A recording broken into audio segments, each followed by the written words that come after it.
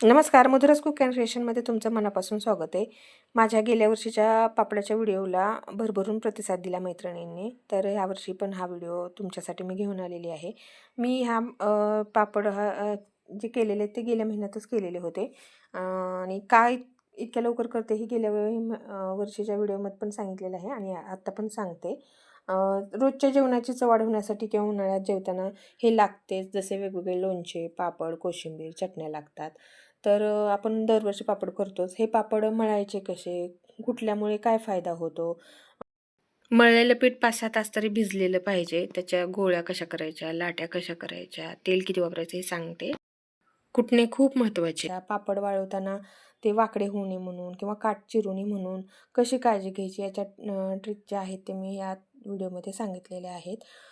मी 1 किलोचे पापड केलेले आहेत. तर इथे मी 600 ग्रॅम उडदाची डाळ आणि 400 ग्रॅम मुगाची डाळ असं घरचीच मुगाची डाळ आणि उडदाची डाळ असल्यामुळे मी काय ते पुसून त्याची काय घेतलेली नव्हती. वाळवून छान घेतली होती आणि ते गिरणीतून मी दळून आणली. आणि त्याच्यानंतर 1 किलोला रामबंधू पापड मसाला 1 पुडी असं मी त्याला प्रमाण टाकलेलं आहे. त्याच्यावर मीठ वापरलेलं नाही, काही नाही. त्या पुडीत जेवढं मीठ आहे तेवढंच मी वापरलेलं आहे. तेवढं प्रमाण बरोबर आहे.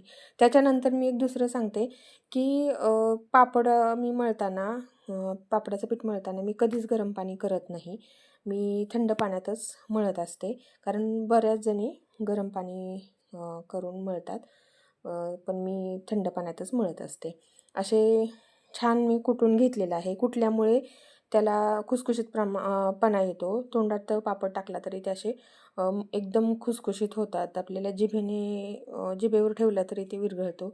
आणि त्याच्यानंतर जेवढं कुटाल तेवढं त्याला खुसखुशीतपणा, कडकपणा येत नाही. म्हणजे कटकट असा चव लागत नाही. एकदम खुसखुशीत लागतो पापड. जेवढं तुम्ही कुटताल तेवढी तुम्ही त्याची मेहनत घ्यायलाच पाहिजे. कुठल्याही पदार्थाला जेवढा तुम्ही जास्त असं छान त्याचं वेळ द्याल, जेवढं त्याला तुम्ही छान हे करचाल तेवढं ते पदार्थाला छान चव लागते. तर शक्यतो कुठून तुम्ही 1 किलोनं निदान अर्धा तास तरी पाट्यावर चेचून घेत जावा. नाहीच जमलं तर मिक्सरवर का होईना फिरवत जावा. त्याचा खरंच खूप फायदा होतो. असे मी चेचून घेतलं आहे अर्धा तास आणि त्याच्या आता मी गोळे करून छोट्या-छोट्या लाट्यासाठी असे करून घ्यायला लागलेले आहे मी. आणि ह्याच्यावर असे बबल्स ते येतात जेवढं तुम्ही कुटचाल तेवढं आणि खूप छान असं पापड लागतो. बाहेरच्या पापडामध्ये खार खूप असतो, त्याच्यामुळे ते पापड लाल होतात. आपल्या घरचे पापड असे होत नाहीत. आणि तुम्हाला मी जे एक ट्रिक सांगणार होती, की हे पापड म्हणजे डिसेंबर किंवा जानेवारी महिन्यातच का करायचे की त्यावेळेस थंडी असते आणि थंडीमध्ये पापड जे पापडाचं पीठ ते असतं ते कडक होत नाही किंवा वाळलं जात नाही. दुसरी गोष्ट म्हणजे की ते उन्हाळ्यात आपण ज्यावेळेस करतो, कारण हा उन्हाळ्याचा पदार्थ आहे करायचा उन्हाळा कामातला, त्यामुळे शक्यतो सर्वजणी आता फेब्रुवारी मार्चपासून सुरू करतात.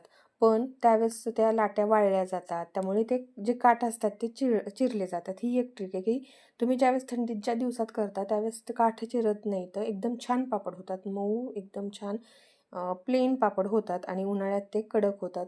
काठ ते तुटायला सुरुवात होते किंवा वाळताना एकदम लगेच वाळतात ते मऊ राहत नाहीत आणि मग आपले चिरले जातात पापड. त्याच्यामुळे शक्यतो जरी आता ह्यावेळेस तुम्ही आत्ता करत असाल तर पुढच्या वर्षी लक्षात ठेवा, की तुम्ही ते निदान तुम्ही जानेवारी महिन्यात तरी करा. राहिलं डिसेंबर महिन्यात, निदान जानेवारी महिन्यात तर करा. अजूनही वेळ नाही गेलेला, अजून एवढा काही उन्हाळा सुरू झालेला नाही आहे. तुम्ही आत्ताही करून घेऊ शकता. निदान या महिन्यात तरी करून घ्या. तुम्हाला नक्कीच लक्षात येईल, की उन्हाळ्यात पापड केल्यावर आणि थंडीत पापड केल्यानंतरचा काय फरक आहे.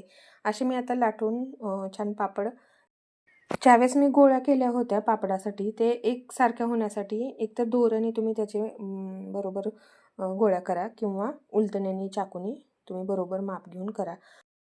पापड एकसारखे होते आणि लाटलं की लगेच पेपरवर टाकून सुकवायला ठेवायचे आणि दुसऱ्या दिवशी उन्हात घालायचे. उन्हात घालताना एकदम कडक उन्हात नाही घालायचं. सकाळच्या 9-10च्या उन्हात घालायचं आणि ते गरम झाले की पटकन ते खोपडे व्हायला लागले की पालथे घालायचे आणि त्यामुळे चिरणार नाही तर एवढी लक्ष ठेवायचं. आणि गरम गरम डब्यात नाही ठेवायचं, थोडंसं थंड होऊ द्यायचे आणि मग डब्यात घालायचे. पहा किती छान असा पापड माझे झालेले आहेत.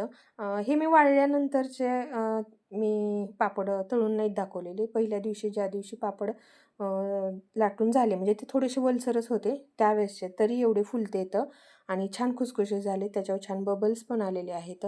तुम्ही पाहतच असाल एकदम पातळ असे छान पापड झालेले, चवीला पण खूप छान झालेले आहेत. प्रमाण ते लक्षात ठेवलं की एकदम व्यवस्थित पापड होतात. गेल्या वर्षीचा पण व्हिडिओ तुम्हाला आवडला आहे, नक्कीच यावर्षीचा पण तुम्हाला व्हिडिओ हा आवडेल आणि तोही पहा आणि हाही पहा. आणि पहा किती छान असे पापड झालेले आहेत, खुसखुशीत, त्याच्यावर असे बबल्स छान आलेले आहेत. तोंडात टाकला तर विरघळेल. आणि माझी आजी उन्हाळ कामात पहिल्यांदा ही करायची आणि माझ्या आजोबांना रोज एक पापड जेवताना लागायचा. ही एक आठवण मला नेहमीच होते ज्यावेळेस मी पापड करते त्यावेळेस. माझ्या चॅनल लाईक करा, शेअर करा, सबस्क्राईब करा. धन्यवाद.